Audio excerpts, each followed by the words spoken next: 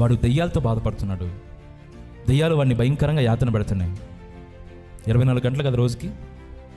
24 గంటల్లో ఏదో ఒక సమయంలో వానికి స్పృహ వస్తుంది, వాడికి తెలివి వస్తుంది.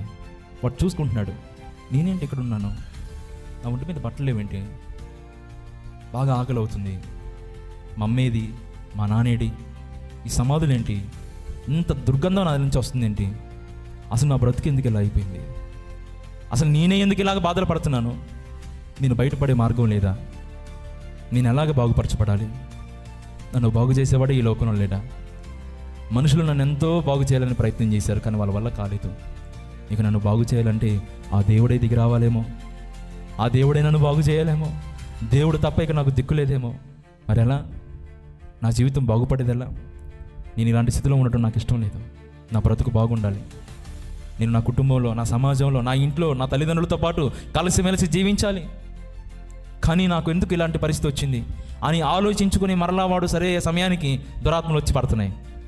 మళ్ళీ వాడు కొన్ని రోజుల పాటు అలానే అల్లాడుతున్నాడు. మళ్ళీ ఏదో ఒక జామున మళ్ళీ వాడికి స్పృహ వస్తుంది. మళ్ళీ ఇలాంటి ఆలోచనలే, నా జీవితం బాగుపడదా, నా జీవితాన్ని బాగు చేయడానికి దేవుడు రాడా అని ఎక్కడో ఒక మూలుగు, ఎక్కడో ఒక ఆలోచన, ఎక్కడో ఒక తలంపు. వాడి అదృష్టం పండి వాడి మీదకి దేవుని కృప వచ్చి సజీవుడైన దేవుడు వాడినే వెతుక్కుంటా సమాధుల దగ్గరికి వెళ్ళాడండి. యేసుప్రభుకి ఎవరు రికమెండేషన్ చేయలేదు, యేసుప్రభు దగ్గరికి వెళ్ళి ఎవరు కాళ్ళ వేళ పడలేదు, ఆయనంతటా ఆయనే వెతుక్కుంటా ఫలానా దేశానికి వెళ్దాం రండి అని చెప్పి ఓడ ఎక్కి సముద్రాన్ని దాటి వెళ్తా ఉన్నాడు. ఎక్కడికి వెళ్తున్నాడు శిష్యులకు తెలియదు. ఏంది బోధకుడేంటి వెళ్ళిపోతున్నాడు, ఎవరి కోసం? దేవుడు చెప్పాడు, యేసయ్య చెప్పాడు, ఇక్కడ నా కోసం ఎదురు చూస్తున్న ఒక వ్యక్తి ఉన్నాడు, నా కోసం, నిన్ను చేయబోతున్న కార్యం కోసం ఎదురు చూస్తున్నవాడు ఒకడు ఉన్నాడు. కానీ అతనంతా అతను రాలేడు, ఎందుకంటే అతన్ని దురాత్మలు పట్టి పీడిస్తున్నాయి. నేనే అతని దగ్గరికి వెళ్తానని మన కన్న తండ్రి, మనసున్న మహారాజు ఆయనంతటా ఆయనే ఇతని దగ్గరికి వచ్చాడు.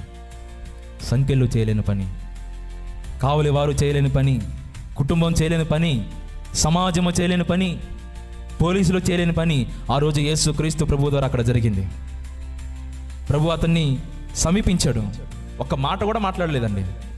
అంతటా వాడు అలాగనే మోకాల మీదకి వచ్చి వాళ్ళ నుంచి దురాత్మలు మాట్లాడుతున్నాయి, సర్వోన్నతుడైన దేవుని కుమారుడా, మాతో నీకేమి, మమ్మల్ని నశింపజేయడానికి వచ్చావా, అయ్యా మాకు సెలవు, ఇప్పుడు దాకా వీడిని పట్టి పీడించాం, తప్పైపోయింది, వీడు రావాల్సిన వాడి దగ్గరికి వచ్చాడు, ఎన్నాళ్ళు వీడు మనుషుల దగ్గరికి వెళ్ళాడు, సంఖ్యల దగ్గరికి వెళ్ళాడు, భూ సంబంధమైన ప్రయత్నాలన్నీ చేస్తున్నాడు, కానీ వీడి వల్ల కాలేదు మమ్మల్ని విడిపించుకోవటం.